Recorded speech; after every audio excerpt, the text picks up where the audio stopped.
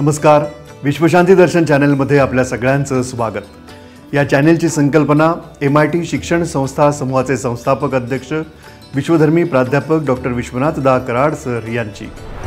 सादर आहे योगी पावन मनाचा या संत श्रेष्ठ ज्ञानेश्वर माऊली आणि श्री विठ्ठल माऊली यांच्या भेटीवर आधारित कादंबरीचं क्रमशः कथाकथन. सुवर्ण पिंपळकार श्री लक्ष्मण सूर्यभान घुगे अतिशय भक्तिपूर्ण आणि रसा शब्दात या भेटीचं वर्णन आपल्या कथांमधून करतात. आजपर्यंत 12 कथा आपल्या समोर सादर झाल्या. सादर आहे कथा 13वी भाग पहिला, श्री विठू माऊलीचं पर्णकुटीमध्ये आगमन. सिद्ध बेटातली पर्णकुटी. माऊली श्री ज्ञानोबाराय हरिपाठाची तयारी करत होते. आईसाहेब श्री मुक्ताबाई चुलीवर स्वयंपाक करत होत्या. श्री सोपान श्री गुरुमाऊली निवृत्तीनाथ श्री विठ्ठलाची पूजा करत होते. इतक्यात नियती पर्णकुटीमध्ये धावत आल्या. म्हणाल्या, ज्ञानोबा माऊली, लवकर बाहेर चला. अहो, तुमचे विठोबा माऊली तुम्हाला भेटायला आले आहेत. चला लवकर. पर्णकुटी समोर उभे राहिलेल्या 9 नारायणांनी शंखनाद सुरू केला. नियतीनं अमृताचा सडा घातला. देवांच्या आगमनासाठी सच्चिदानंद बाबांनी सगळीकडे फुलांचा सडा घातला. श्री ज्ञानोबा रायादी सर्व भावंड बाहेर आली. देवगणांच्या रांगा रथामधून, ऐरावतावरून, घोड्यावरून सिद्ध बेटामध्ये दाखल झाल्या. प्रकृती, पुरुष आणि नियतीनं सर्व देवगणांचं स्वागत करून पर्णकुटीसमोर आणलं. श्री ज्ञानोबा रायादी सर्व भावंडांनी सर्व देवगणांना क्षेम आलिंगन दिलं. खरोखर आज सोन्याचा दिवस उगवला. टाळ बोले चिपळीला, नाच माझ्या संग, देवाजीच्या दारी आज रंगला अभंग. यावेळी भगवंत येणार म्हणून आमच्या श्री ज्ञानोबा माऊलींच्या भावविभोर अवस्थेला मोहर फुटला. सगळ्या भावंडांच्या चेहऱ्यावर आनंद लहरी उसळल्या. इतक्यात तांबूस रंगांच्या ढगांच्या रांगा पार करत गरुडावरून येताना दिसले ते भगवान श्री पांडुरंग आणि माता श्री रुक्मिणी. तसा आभाळाकडे पाहत श्री सोपान देवांनी जयघोष केला. बोला पुंडलिका वरदे हरी विठ्ठल. मृदंगावर थाप पडली. टाळ चिपळीच्या प्रेमात पडला. विणेच्या तारांनी सूर धरला. प्रचंड तेजस्वी सूर्यासमोरून ढगांच्या तांबूस रांगा पार करत श्री पांडुरंग आणि माता श्री रुक्मिणींना येताना पाहून श्री ज्ञानोबा माऊलींच्या समोर उभे राहिलेल्या पुरुषांनी सुंदर उंच आलाप घेतला आणि गायला सुरुवात केली. वैकुंठावरून आज आला दिवा अंतरीचा, रूप हे साजिरे कटिवर साजे, उभ्या जन्माची पुण्याई, घेऊन निघाली रावळी माझी रकुमाई, आला आला राजा हो पंढरीचा आला. पाठोपाठ प्रकृती पुरुषांच्या जवळ आल्या. नभाकडे पाहून हात जोडून गाऊ लागल्या. शेला आज भगवंताचा उडे स्वर्गापार, प्रेमाचा पान्हाबाई होऊनी तुषार, सुटे नभावर सांडे त्याची धार, माझ्या ज्ञानोबाच्या विरहावर गाठली कशी पुण्याई, अजब तू माझी माऊली, आला आला राजा हो पंढरीचा आला. पाठोपाठ पदर सावरत नियतीही पुढे आल्या. गरुडावरून येणाऱ्या विठुरायांकडे पाहून गाऊ लागल्या. इकडे माऊलींच्या भावविव्हल अवस्थेला सावरायला भगवंत हसत माता श्री रुक्मिणींसह वेगानं गरुडावरून खाली येऊ लागले. माऊलींच्या आसक्तीला पान्हा फुटला. सर्वांच्या नजरा आसमंताकडे दिपल्या. सगळा परिसर भक्तिमय झाला. प्रेम करणारे आईबाप आज गरुडावरून येताना पाहून इंद्रायणीच्या ऐल तीराला आणि पैल तीरालाही बांध तोडून धावत पर्णकुटीकडे यावंसं वाटलं. इंद्रायणीनं तर पटकन स्नान उरकून पर्णकुटी गाठली. झाडांवरची पाखरही रामकृष्ण हरी, जय जय रामकृष्ण हरी म्हणत चिवचिवाट करू लागली. पान्हा आणि कान्हा यांची आज दुधा ओठांची भेट होणार होती. भूवरी सावळ्या हरीला येताना पाहून श्री ज्ञानोबा माऊलींच्या डोळ्यात गच्च अश्रू दाटले. तेव्हा हात जोडत माऊली गुरुमाऊली निवृत्तीनाथांना म्हणाले, माझा सावळा हरी गरुडावरून आला. गुरुमाऊली, आज विरह संपला. आज शून्य जाहलो. प्रकृतीपासून मी आज मुक्त झालो. पूजा अर्चन आज मौन हे साधलं.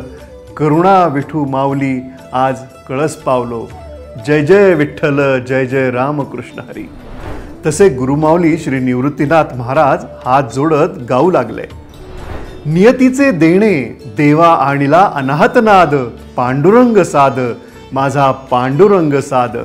सडे रांगोळ्या सुंदर रेखिल्या, वारकरी माळ आज मृदंगी हो नाचल्या. जय जय रामकृष्ण हरी, जय जय रामकृष्ण हरी. तसे श्री सोपान काकाही पुढे येऊन हात जोडून गाऊ लागले. तो आनंदाचा सोहळा पाहून माऊली श्री ज्ञानोबारायांचं हृदय गदगदलं. डोळ्यातला आनंद डोह गच्च भरला. पापण्या आनंदाश्रूंनी भिजल्या. गरुड वेगानं श्री भगवंतांना आणि माता श्री रुक्मिणींना खाली घेऊन येऊ लागला. अखेर त्या अत्यानंदानं माऊलींच्या पापण्यांवर दाटलेला अश्रुथेंब घळकन गालावरून खाली उतरला. तेव्हा माऊलींनी गच्च डोळे मिटले. शेवटी विरहिणीला त्याच अश्रुधारेत स्नान घालत माऊलींनीही सुंदर आलाप घेतला आणि गात पुढे म्हटलं, आज संपेल विरह माझी विठाई भेटल. कार्यसिद्धी झाली आज, आता धावत ये ग माये धावत ये. तसा नऊ नारायणांनी स्वर उचलून धरला, जय जय रामकृष्ण हरी, जय जय रामकृष्ण हरी. मग आईसाहेब मुक्ताबाईंनाही राहावलं नाही. त्यांनीही सुंदर आलाप घेतला आणि गायला सुरुवात केली. आनंदी आनंद अवघा झाला पांडुरंग, संजीवन माझा ज्ञानोबा आज पावला श्रीरंग. जय जय रामकृष्ण हरी. आणि त्याच क्षणाला आळंदीच्या भूमीवर पर्णकुटीच्या समोर भगवंतांचा गरुड उतरला.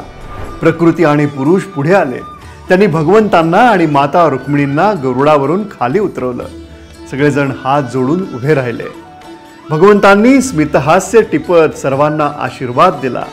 मी समोर पाहिलं तेव्हा भगवंतांना समोर दिसली ती हात जोडून उभी राहिलेली भगव्या वस्त्रातली ती चार भावंड, श्री ज्ञानोबा माऊली, गुरु माऊली, श्री सोपानदेव आणि आईसाहेब श्री मुक्ताबाई. भगवंत हसले. हळुवार पावलानं पुढे निघाले. भगवंतांच्या प्रकाशमय पाऊल खुणांवर पाऊल ठेवून प्रकृती आणि पुरुषही मागे निघाले. तो सावळ्या हरीचा तेजस्वी चेहरा, हसरा भाव पाहून त्या चारही भावंडांचे डोळे पाणावले. अखेर भगवंत माता रुक्मिणींसोबत त्या भावंडांसमोर येऊन उभे राहिले. श्री विठू माऊलींनी श्री ज्ञानोबा माऊलींच्या डोळ्यांवर नजर टिपली. ती नजरानजर भवसागरात बुडाली. अंतरीचा दिवा त्या भावविव्हल सागर लाटांवर झुलू लागला. अनंत तत्वांचं मिलन घुसळू लागलं. भावधारांना थांबवेना म्हणून माऊली वेगानं विठू माऊलींच्या चरणांकडे झेपावले. तसे विठू माऊलींनी ज्ञानोबा माऊलींना वरच्यावर धरत म्हटलं, ज्ञानदेवा, तुमची जागा आमच्या चरणांशी नव्हे तर आमच्या हृदय सागरामध्ये आहे. या माऊली. आईच्या कुशीत लेकरानं शिरावं तसे श्री ज्ञानोबा माऊली विठू माऊलींच्या कुशीत शिरले. तेव्हा विठू माऊलींच्या प्रेमाचा पाना श्री ज्ञानोबा माऊलींच्या हृदय सागरात लवणला. त्यावेळी ती मातृप्रेमाच्या दुधावरची साय थेट ब्रह्मांडाकडे उसळली. तेव्हा क्षीरसागरात शेषशय्येवर बसलेल्या भगवान विष्णूंनी स्मितहास्य टिपलं. इकडे मायेच्या दाटलेल्या शब्दांनी मोगर कळ्यांचे गजरे माळत आत्मानंदाच्या महापूजेला आरंभ केला. तेव्हा इंद्रायणी नदीपलीकडे गाई गुरांमध्ये उभे राहिलेले भगवान श्रीकृष्ण अत्यानंदानं बासरी वाजवू लागले. इकडे भगवंतांच्या आत्मानंदाच्या तत्वानंदाची संततधार या हृदयीच्या त्या हृदयी सांडू लागली. भगवंतांच्या आणि माऊलींच्या डोळ्यातल्या दिव्य अनंत ज्योती हसू लागल्या. भगवंतांनी गुरु माऊली आणि श्री सोपानदेवांकडे पाहिलं. त्यांनाही जवळ घेऊन कुशीत साठवलं. मग आता आईसाहेब रुक्मिणींनाही थांबवलं नाही. त्यांनीही आईसाहेब मुक्ताबाईंना वेगानं कुशीत घेतलं. तेव्हा नऊ नारायणांनी शंखनाद केला. नदीपलीकडे भगवान श्रीकृष्णांच्या बासरी आलापाने गायागुरही रानभर हुंदडून थांबरू लागली. आनंदी आनंद झाला. त्याचवेळी सप्त नद्या पुढे आल्या. त्यांनी भगवंतांचे आणि माता रुक्मिणींचे पाय धुतले. अक्षता वाहिल्या. हळदी कुंकू सोडलं. पृथ्वी माताही पुढे आली. भगवंतांच्या गळ्यात तुळशी मंजुळांचा हार घालताच भगवंतांनी तो हार काढून माऊली श्री ज्ञानोबा रायांच्या गळ्यात घातला.